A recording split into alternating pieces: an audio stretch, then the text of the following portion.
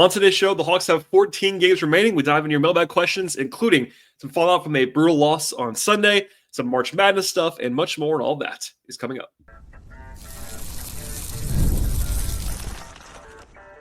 You are Locked On Hawks, your daily Atlanta Hawks podcast. Part of the Locked On Podcast Network. Your team every day.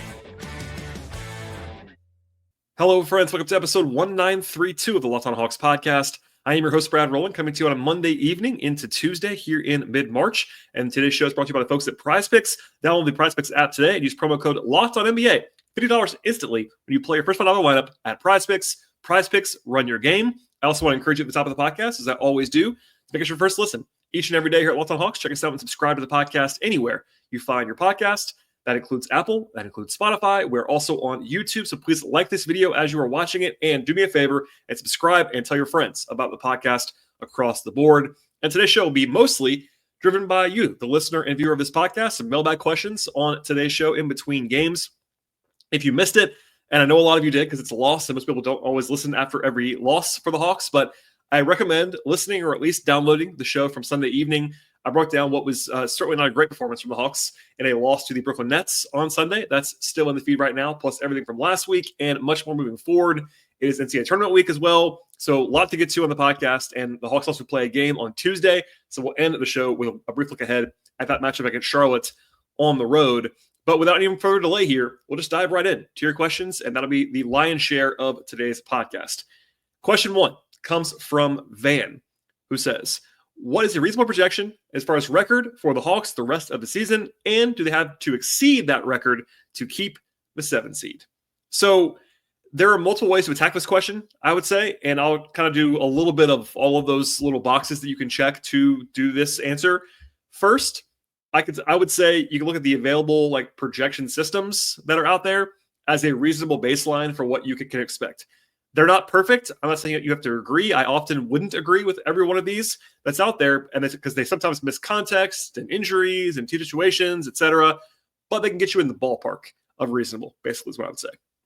And right now, for example, ESPN's BPI or EPM or Team Rankings or Raptor or Basketball Reference, they all have the Hawks basically in the vicinity of finishing with a 39-43 record for the season, which basically would be 7-7 in the last 14 games.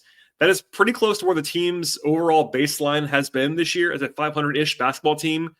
For the record, I think without Jalen Johnson, the Hawks are a little bit below 500. Honestly, over an 82-game season, they'd be below that in my opinion, but they have a relatively friendly schedule, which kind of balances that out a little bit. So short version, broad version, I would say 7-7 seems reasonable to me, and that's the projection that's kind of out there by most of those systems at this point.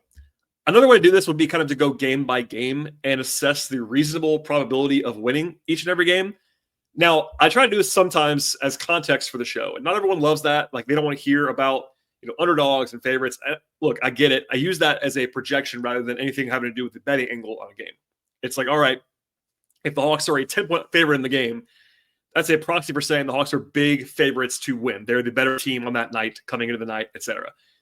It's the inverse of their underdogs in the game, that they're not, quote-unquote, supposed to win in a projection. Does that matter to the team on the floor? No, but we're on the outside, and that's why I use that as context for projections. And again, this can be perilous this far in advance because you can't assume health, but you can get kind of close to such situations on projections. So I'll do it quickly, but I'll kind of run through the 14 games that are remaining for the Hawks very fast here for context. So for Tuesday's game, they'll be favored, I would imagine, in Charlotte. Then they'll be underdogs on Saturday, probably to the Warriors at home. The Warriors are red hot right now, for example. Then they'll be favored on Sunday, probably against Philadelphia. So that's, on average, 2-1 in the first 3 games. That's, again, very quickly here. This is the broad version. Then they have a 3-game road trip to Houston, Miami, and Milwaukee. I think if you gave me those 3 games simulated, the most likely outcome is probably 1 and 2 of the 3 games. The Hawks might be underdogs in all 3. Almost certainly will be in Houston and Milwaukee. So I'll give them 1 and 2 there. That means 3 and 3 in the next 6. Then after that, the next 4 games are home for Portland, at Dallas, home for New York, and home for Utah. I think the Hawks will be favored in 2 of those games for sure, Portland and Utah. Maybe a third one, depending on what the state of the Mavericks is at that point in time. They are in a walking wounded sense right now. And then they'll be underdogs in New York probably. I would say, on average, they probably win like 2.5 of those games, which is not possible. I understand that, but they're trending further towards 3-1 than 2-2 for me, but probably somewhere in the neighborhood of 2.5 wins. So we'll say 5.5. Sorry, we'll say 5-5 in the next 10, but trending towards 6-4 of those two, basically. And then they end with 4 games at Orlando, at Brooklyn, at Philly, and then home for Orlando. I think the Hawks are going to be favored in Brooklyn and Philly, even though they just lost to Brooklyn. I understand that. My point remains. And with Orlando, I would say a home and home with Orlando, the most likely outcome of that is a split. Most likely is 1-1. So I would lean towards 3-1, 2.5 wins out of those 4 games as well. So big picture, again, very broadly, no deep dives on any of this stuff. I would say the most likely record when you get to that is probably 7-7 or 8-6. So yeah, that's kind of what I would project right now, roughly. Again, that does not mean that's gospel. That assumes health for Trae Young, for example. That assumes health for Dyson Daniels. Like missing Trae or Dyson, or maybe Onyeka at this point, would be kind of almost in that same tier of where the Hawks are, is different than missing, for example, as we'll talk about even later in this podcast, Karis LeVert is out on Tuesday.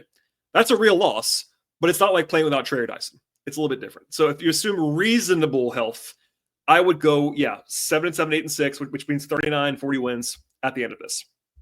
So I would call that a reasonable projection to answer the question. Can they win more than that? Sure they can. Can they win less than that? Sure they can. But just to answer the question, that's where I have them, somewhere in that 39, 40 win range at this point. As far as the 7-seed race is concerned, which is also probably the Southeast Division race, because right now, I'll check right now just to make sure I'm not crazy. It hasn't changed in real time. Yeah. So basically, the winner of the Southeast Division is almost certainly going to be the 7 seed. It isn't 100%, but it's like a 3% chance that team is higher than 7. Like there's still a chance of it, but it's very, very dim at this point in time. So basically, the 7 seed is the same thing as the division race with Orlando, Atlanta, and Miami. I think right now the Hawks and Magic are like 50-50 to win the Southeast, like against one another, basically. And then Miami is a pretty distant underdog because they're a couple of games behind and not playing very well right now. That isn't obviously a massive take at this point in time. And by the way, I think the Hawks would have been, for me, a solid-ish favorite to win the division going into Sunday. And obviously, part of that's a bad loss for the Hawks. Also, part of that is that the Magic won as 10-point underdogs in Cleveland. So the combination of Orlando pulling a massive upset and the Hawks blowing a game they should have won is a big swing this late in the season in a head-to-head race. That's pretty obvious, but it's also just the truth at this point. So Miami's not dead yet, to be very clear, but they're definitely the last of those 3 teams right now.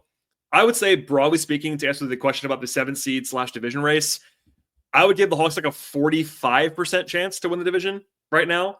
Probably another 45 for Orlando and then 10-ish for Miami. Something like that would be where I would be right now.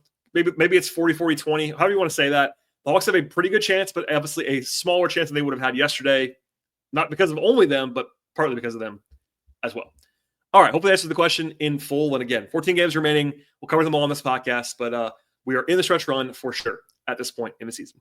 All right, more to come on your mailbag questions when it comes to all kinds of things, from worst losses of the season, for example, having to do with Sunday night's game, from draft picks in the future, from March Madness stuff, et cetera, always coming up in just one moment. This show is sponsored by Hungryroot. When it comes to grocery shopping, meal planning, I've had this ongoing problem for a long time. I just don't have the time, quite honestly, to do all of it. Between work and life and trying to eat healthy, I feel constantly stressed. Before I got into the Hungryroot game, by the way, I go to the grocery store, buy things I actually didn't want or didn't need, and then end up with no time to actually cook them. And my health goals went out the window as well. But everything changed when I discovered Hungryroot. Honestly, it's been an awesome thing for me. It's the easiest way to eat healthy food without all of the stress that's packed into looking for that healthy food. And with Hungryroot, it's actually have like a personal shopper and nutritionist all in one. They take care of the grocery shopping, recommending meals and groceries based on the tastes and health goals that I have, from anti-inflammatory stuff to high protein, gluten-free options. It's all there for you at Hungryroot. And the best part, every meal is ready 15 minutes or less. 15 minutes or less. That's really, really fast to prepare your meals. I'm talking quick, healthy meals that actually taste great, all delivered straight to the door that you are looking for right outside your home right now. Like mine is just right over there. It's been a huge time saver for me. It's made healthy eating so much simpler as well. You will absolutely love Hungryroot as much as I do, and for a limited time, get 40% off your first box and a free item in every box for life. And the place to go is hungryroot.com/LockedOnNBA. When you get there, use the code LockedOnNBA at checkout. That's hungryroot.com/LockedOnNBA, and that code is LockedOnNBA. 40% off your first box and a free item of your choice for life. One more time, it's hungryroot.com/LockedOnNBA, code LockedOnNBA. Check it out today at Hungryroot. Today's show is sponsored by Monarch Money. Have you checked out your bank account recently and perhaps wondered where all of your money happened to go between dining out and online shopping, entertainment, etc.? It's easy to lose track sometimes, and that's where Monarch Money comes in. Monarch Money is your personal CFO, giving you full visibility and control over your finances. And Monarch Money is not just a budgeting app. It's a complete financial command center. You can track all of your accounts, your investments, and spending in one place. So you can actually stop managing your money and start building your wealth instead. When I started using Monarch, I realized how much money I was spending on food, perhaps just every single day or every single week. And now I budget smarter and save more at the same time. Instead of juggling more apps, actually, you can use Monarch to check your finances, track your spending, even plan your long-term goals all in one place. And managing money with your partner is smoother than ever as well. If you want to do that, you can track shared and personal accounts, set goals, stay on the same page without all the stress that comes along with it. Take control of your finances right now with the folks at Monarch Money and use the promo code LOCKEDONNBA at monarchmoney.com for 50% off your first year. That is monarchmoney.com, monarchmoney.com, code LOCKEDONNBA for half off your first year with Monarch Money. All right, so after I posted the show on Sunday evening, I got a reply on social media from a listener named Jared, who said, I am wondering if you have decided whether this is the worst loss of the season or just high on that list. And he was asking about that podcast. So you might have heard this. I mentioned it. That was certainly one of their worst losses, if not their worst loss on the show. And because Jared asked, I thought it'd be good to kind of dig a little bit more than I actually did. First things first. Does this actually matter? No, it doesn't. Like the degree of a loss, it's like it's a thing to talk about, but like the impact doesn't really mean anything. But I find it interesting in a lot of different ways. The losses count the same, but it kind of tells you what happened. Was it troubling, et cetera, et cetera? And again, listen to that podcast for more depth on that particular game. But to me, a game cannot be on the quote-unquote worst loss of the season list if you were not supposed to win the game before it started. So, like, to each their own. Everyone has their own definitions, but I put blowout losses to good teams in a different category.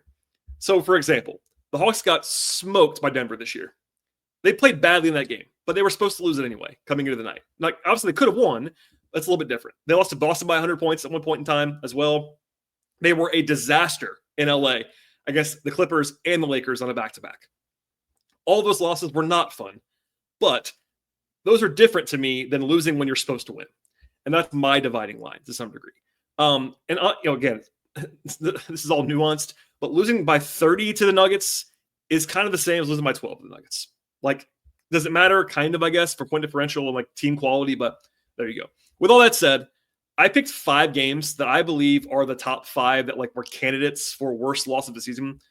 And even then, one of these I would just cross off right away, and I'll explain that in a second. Those 5 games are they lost to the Wizards twice in October. Everyone remembers that. That's the Hawks that I heard. They lost to the Raptors twice in late January. And then Sunday night's loss in Brooklyn. Now, I would immediately cross off one of those games. January 23rd against Toronto, because they lost that game by 3 points, and that was crucially the game that Jalen Johnson suffered his season-ending injury. He played 11 minutes.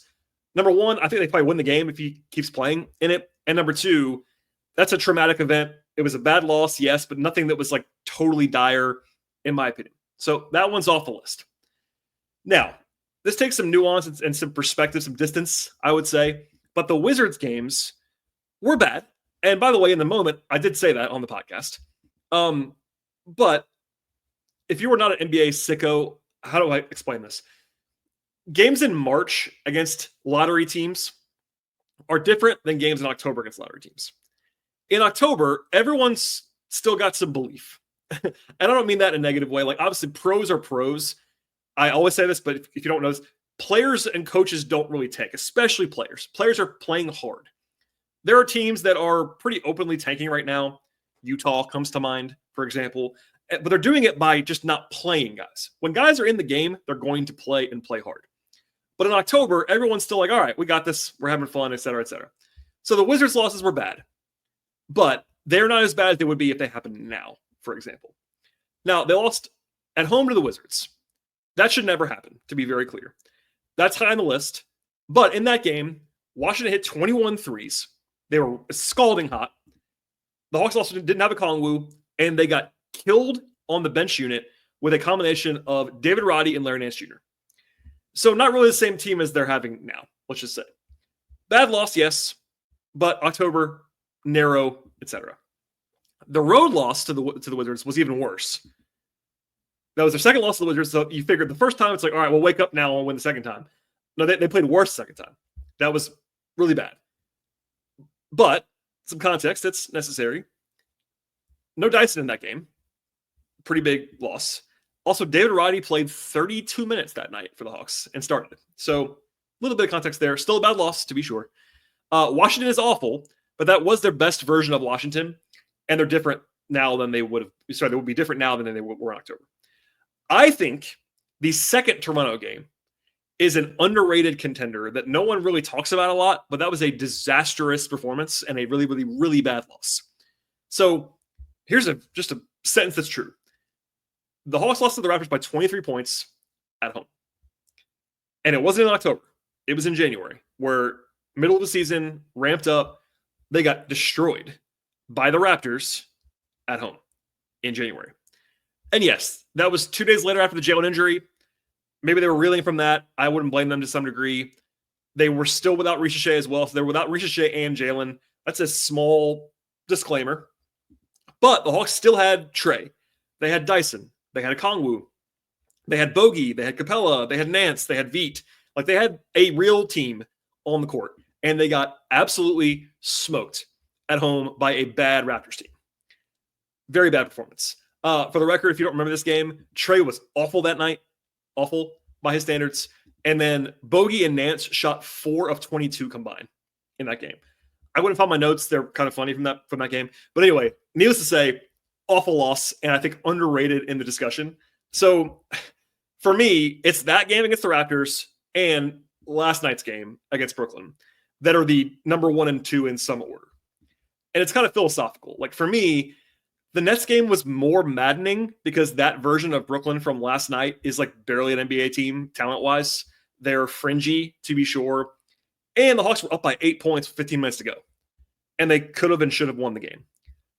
At the same time, I think they actually played worse in the Raptors game. They lost by more points, and it was process failures. Like, for instance, the Nets were like objectively red hot from 3 on Sunday. Part of that was the Hawks, I'll grant you that, but part of that was the Nets having a great, great, great shooting night. That Raptors game, which I didn't even mention earlier, they didn't even shoot some crazy percentage from 3. The Hawks were just really bad in every area, basically, of that game. So I think the overall worst performance was the Toronto game on January 25th. And the most impactful and frankly more surprising loss to me was the game last night in Brooklyn. So you choose your own adventure, but that's for me 1 and 2 on the list. And then 3 and 4 in some order are the Washington Wizards losses because those were still bad. But yeah, hopefully that answers the question. A little bit of a trip down dismal memory lane to some degree here in March. Okay, question from Charles on a lighter note here. How are the Hawks on future draft picks after the Dyson Daniels trade? Can they package future stuff together for a big trade, or is that still not available? So the answer is yes. They have the ability to trade and take a big swing if they want to. They're not as dire as they were a year ago on future draft capital because of the DeJounte trade, basically, getting Dyson and picks along that trade. By the way, the first DeJounte deal was an objective disaster. There's no way to describe it any other way. I didn't like it when they did it, and it worked out way worse than even I thought it was going to work out. So that was a disastrous trade. But the second DeJounte trade was awesome in every way. You get Dyson, who might be better than DeJounte already, and 2 draft picks and Larry Nance Jr. Great trade. So one really bad trade, one really good trade, and there you go. So let's go quickly year by year here as far as like what the Hawks have draft-wise. I'll be quick on first-round picks. This year they have at least 1 first-rounder. It's the Lakers pick, unprotected. Wherever they land is where the pick will be. And the Kings pick is top 12 protected, so 13 or later will come to Atlanta. Next year, they have the least favorable of their own pick and the San Antonio pick because that was a swap from the DeJounte trade. And then the Hawks have another small swap from there as well. They do have one pick for sure, somewhere in the first round in 2026. Could be two if the Kings pick does not come this year. So it will be either this year or next year or neither, and it becomes 2 seconds. But they have a chance to have 2 picks in one of the next 2 drafts. In 2027, they do not have their own pick. That's still going to San Antonio.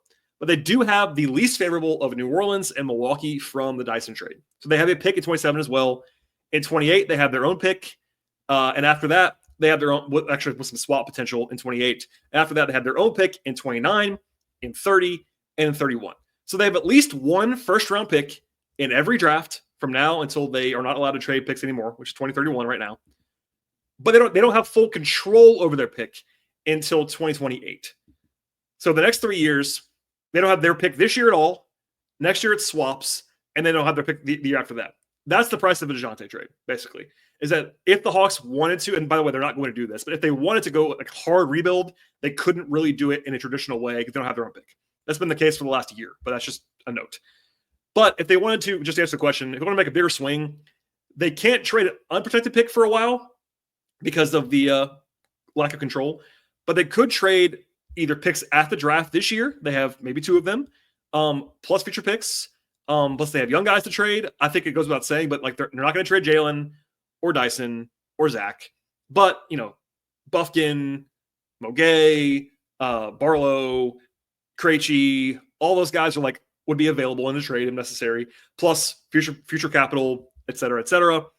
And, I don't talk about the second round picks in here necessarily, but they're below or on those as well. They have some in the future, but most of the current picks, like this year, they don't have a second round pick. It's gone. So they spent a lot of those in the last couple of years on the Sadiq Bey trade, et cetera. It's like they're kind of not totally moribund on second round picks, but they're pretty tapped out there. But hopefully there's still hope for Mogay and for Nikola Jurisic in that area recently. But long story short, the Hawks are in much better shape with their picks than they were a year ago, but they're still slightly below water because they can't control their own picks for a while. And if the Spurs are good, that is an if. People kind of act like the Spurs have already arrived. I would not say that. De'Aaron Fox is a good player. He's not like an all-NBA first-team player. And yeah, if Wemby and Fox are good, they won't be bad, I don't think, moving forward. But the swap, there's some downside risk, et cetera. But the Hawks do have the opportunity to add future talent by having at least one pick in every draft moving forward. So they're okay. They're just slightly below water, which is better than they were a while ago. All right. More to come on the podcast, including some March Madness talk briefly at the end of the show, plus a Hornets preview. And it's coming up in just one moment. This was brought to you by Prizepicks. Basketball season is heating up, and there's no better way to get on the action with Prizepicks, the best place for daily fantasy sports. With Prizepicks, you pick more or you pick less on at least 2-player projections for a shot to win up 1,000 times your cash. It is easy to use. It's available in more than 30 states, including Georgia, and it lets you mix and match projections across different sports if you want to do that. This week, I'm looking at the board each and every day, really every hour of the day, when it comes to the NBA, college basketball, baseball starting up right now, of course, NHL, soccer, MMA, and more. Plus, they have football, they have NASCAR, F1, golf, tennis, etc. Every sport that you want that's on your radar, it's there for you at Prizepicks. And they make it simple at Prizepicks as well. You can set your lineup as just 60 seconds or less, and they stay engaged all game long. And when you win, your money will hit your account in as little as 15 minutes with no waiting around after a successful attempt. Also, every Tuesday, Prizepicks actually discounts their select prayer projections up to 25%, giving even more value to your lineup. Download the Prizepicks app today and use the promo code LOCKEDONNBA. And when you do that, $50 instantly in your account after you play your first $5 lineup at Prizepicks. That is code LOCKEDONNBA, $50 instantly after you play your first $5 lineup at Prizepicks. Prizepicks, run your game. The NCAA Tournament is here, and so is the Bracket Breakdown. Locked On Podcast Network and Amazon Fire TV channels are teaming up to deliver NCAA Tournament coverage like never before. Watch studio shows featuring former players and Locked On's local experts as they guide you through every upset, buzzer beater, and bracket matchup. Stream it all for free on Amazon Fire TV channel. Search Bracket Breakdown to see it all for free. It's your team every day. All right, one more mailbag question on today's show, and then we'll kind of get out of here with a look at the Hornets game. But first, that question comes from Cody, who says, I want to start by saying I am not a college basketball fan, and I don't really know anyone other than Cooper Flag.